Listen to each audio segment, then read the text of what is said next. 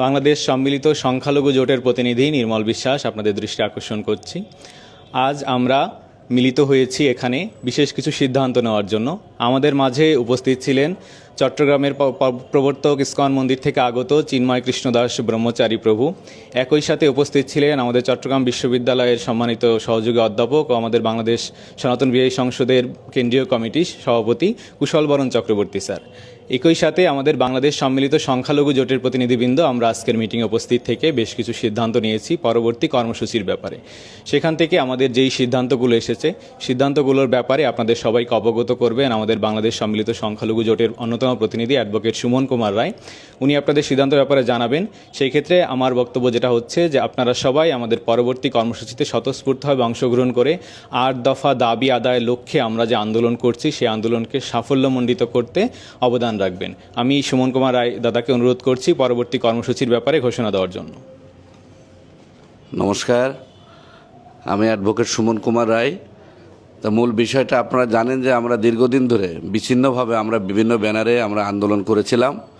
পরবর্তীতে আমাদের কুশলদা আপনারা জানেন যে বাংলাদেশের যুব আইকন এবং চট্টগ্রাম বিশ্ববিদ্যালয়ের উনি অধ্যাপক, এবং আমাদের পুণ্ডরিকধাম চট্টগ্রামের বর্তমান সময়ের যিনি আলোচিত সারা বাংলাদেশের হিন্দু জাগরণের জন্য অন্যতম প্রিয় মুখ চিন্ময় কৃষ্ণপ্রভু সম্মিলিতভাবে সকল ব্যানারকে একসাথে আহ্বান জানালে আমরা সবাই বসে আমাদের এখন সকল সংগঠন, সুশীল সমাজ, ছাত্র, শিক্ষক, হরিজন, ঋষি, সকল স্তরের প্রতিনিধি নিয়ে আমাদের যে ব্যানারটা এখন আমরা সম্মিলিতভাবে আমরা কাজ করছি সেটা হলো বাংলাদেশ সম্মিলিত সংখ্যালঘু জোট। এই ব্যানারে আপনারা জানেন যে আমরা গত শুক্রবার একটা শহীদ মিনারে মশাল মিছিল করেছি, শহীদ মিনার থেকে রমনা মন্দির।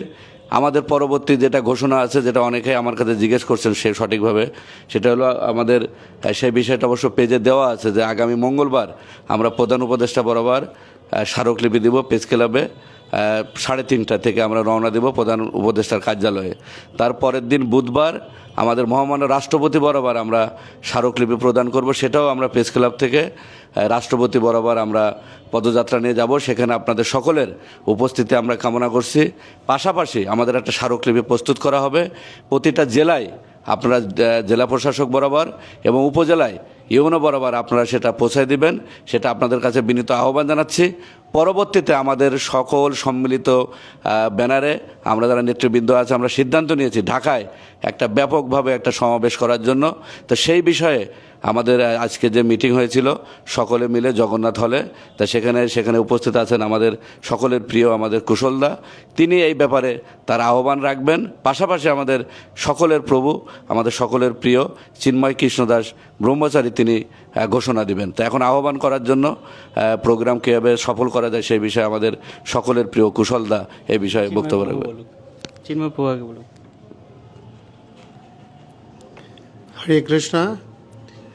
বাংলাদেশের সনাতনী সমাজের দীর্ঘ 53 বৎসরের বঞ্চনার অবসানকল্পে বাংলাদেশের সনাতনী সমাজ দীর্ঘদিন প্রতিটি সরকারের সময়ে আন্দোলন করেছে। তো বাংলাদেশে ছাত্র জনতার নবজাগরণ ঘটেছে। বাংলাদেশে একটা নতুন মৌলিক অধিকার নিয়ে বাঁচার প্রত্যয়ে ছাত্রদের যে অভ্যুত্থান হয়েছে, তো সমস্ত জনগোষ্ঠীর সঙ্গে সনাতনীরাও প্রত্যাশা করে যে আমরা আমাদের অধিকার নিয়ে বাঁচব এবং একজন গর্বিত বাংলাদেশীর পরিচয় প্রদান করে আমরা এগিয়ে যাব। যার ফলশ্রুতিতে সনাতনী সমাজ দীর্ঘদিন ধরে বিভিন্ন ব্যানারে আন্দোলন করছে, বিভিন্ন বক্তব্য উপস্থাপন করছে। এখন সনাতনী সমাজের প্রতিটি সংগঠন, প্রতিটি পর্যায় থেকে আমরা ঐক্যবদ্ধভাবে 8টি মৌলিক দাবি উপস্থাপন করেছি, যেই দাবিসমূহ বেঁচে থাকার জন্য সনাতনীদের জীবনাঙ্গ রূপে গৃহীত হয়েছে। অঙ্গবিহীন যাতে কোনো মানুষ এগুতে পারে না, তাকে প্রতিবন্ধী বলে। অনুকম্পার প্রয়োজন হয়। আমরা রাষ্ট্র জীবনে অনুকম্পা নিয়ে বাঁচতে চাই না। এজন্য আমরা আমাদের মৌলিক অঙ্গরূপে এই 8টি দাবিকে উপস্থাপন করেছি এবং আমাদের মাননীয় প্রধান উপদেষ্টা সহ বিভিন্ন পর্যায়ে এই দাবি পৌঁছানো হয়েছে। আমরা বিভিন্ন রাজনৈতিক দলের সঙ্গেও দেখা করেছি, তাদের কাছেও এই দাবিগুলো উপস্থাপন করেছি। তো সামগ্রিকভাবে আজ পর্যন্ত কোনো এই বিষয়ে সুনির্দিষ্ট ঘোষণা আসেনি। আমাদেরকে দীর্ঘদিন ধরে অপেক্ষার প্রহর গুনানো হচ্ছে এবং অগণিত ছাত্র যুব জনতা সারা দেশে বিভিন্ন জেলায় উপজেলায় আন্দোলন করছে, কিন্তু যৌক্তিক কোনো প্রাপ্তি আমাদের ঘটছে না, যার ফলশ্রুতিতে ঢাকায় সমস্ত সংগঠন একত্রীভূত হয়ে বাংলাদেশ সম্মিলিত সংখ্যালঘু জোট রূপে একত্রীভূত হয়েছে। এই একত্রীভূত সংগঠন আগামী 4 অক্টোবর শুক্রবার বিকাল 3 ঘটিকায় বাংলাদেশের ভাষা, শিক্ষা, সংস্কৃতি, প্রগতির পাদপীঠ কেন্দ্রীয় শহীদ মিনারে সমাবেশের ঘোষণা করছে।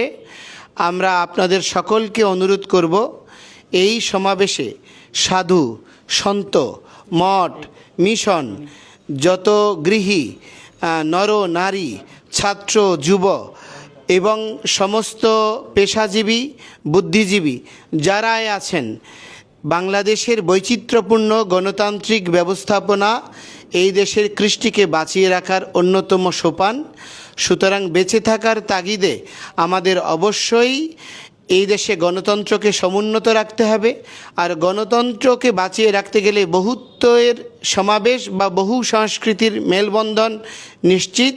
একটি অসাম্প্রদায়িক বাতাবরণ টিকিয়ে রাখা আমাদের নৈতিক দাবি।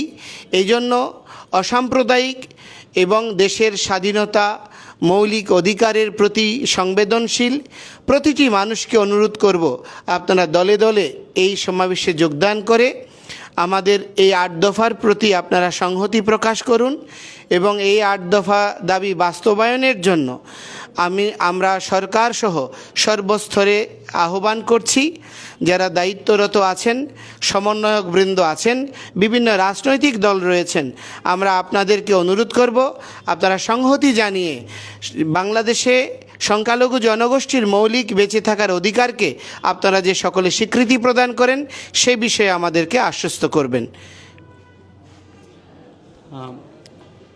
নমস্কার সবাইকে, ওম তৎসৎ। আপনারা জানতে পেরেছেন এই আন্দোলন সম্পর্কে।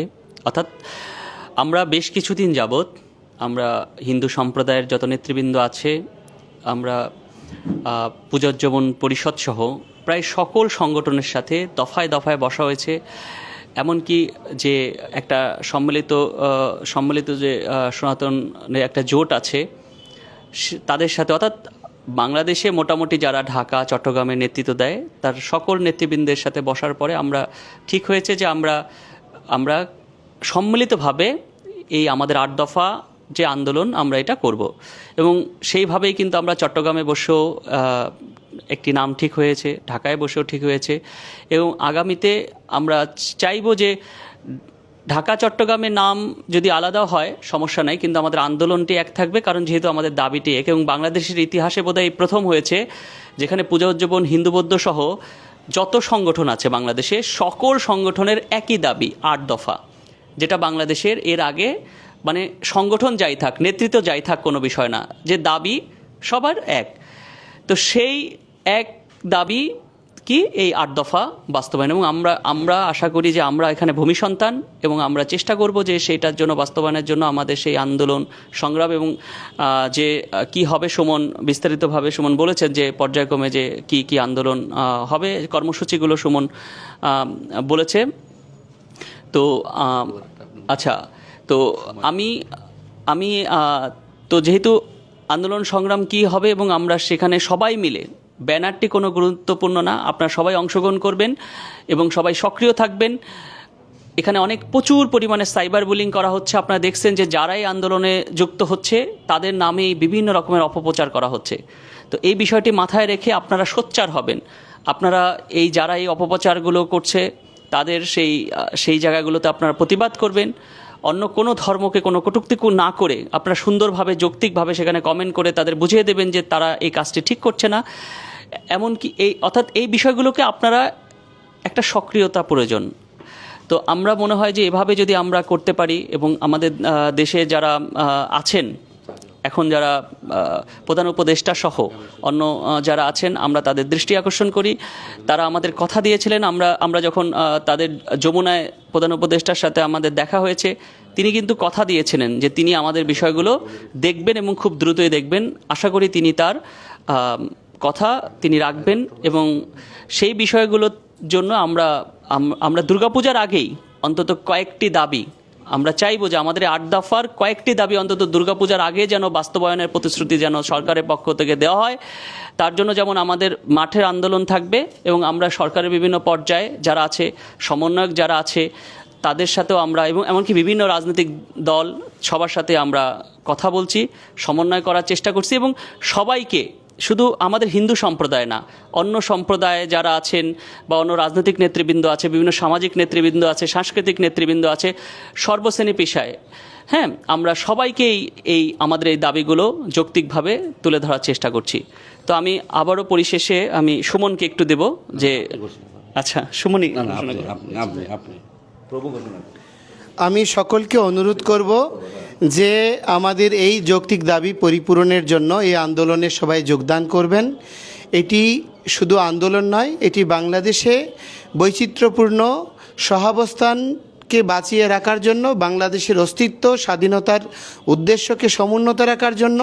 সুতরাং যেখানে দেশমাতৃকার যে স্বাধীনতার মূল উদ্দেশ্য বাস্তবায়ন করার জন্য এই আন্দোলন, আপনারা সকলে দলে দলে যোগদান করবেন এবং এটাকে সফল করবেন। এবং আমরা অনুরোধ করছি, আমাদের কোনো রাজনৈতিক এজেন্ডা নেই এবং আমরা প্রতিটি রাজনৈতিক দলের কাছে যাচ্ছি, প্রতিটি ব্যক্তির সঙ্গে কথা বলছি। আমাদের উদ্দেশ্য আমাদের মৌলিক অধিকার বাস্তবায়ন করা। তো সেজন্য 4 অক্টোবর শুক্রবার বিকাল 3 ঘটিকায় কেন্দ্রীয় শহীদ মিনারে আপনারা সকলে দলে দলে যোগদান করে আপনারা আপনাদের সমস্ত শহীদদেরকে সহ নিয়ে এই আন্দোলনকে সার্থক করবেন, সফল করবেন, এই প্রার্থনা জানিয়ে আপনাদের সকলের কাছ থেকে বিদায় নিচ্ছি। শুভ প্রণাম। এবং আমিও থাকব এবং সমস্ত সাধু সন্তরাও যোগদান করবে। আপনারা সকলেই যোগদান করবেন।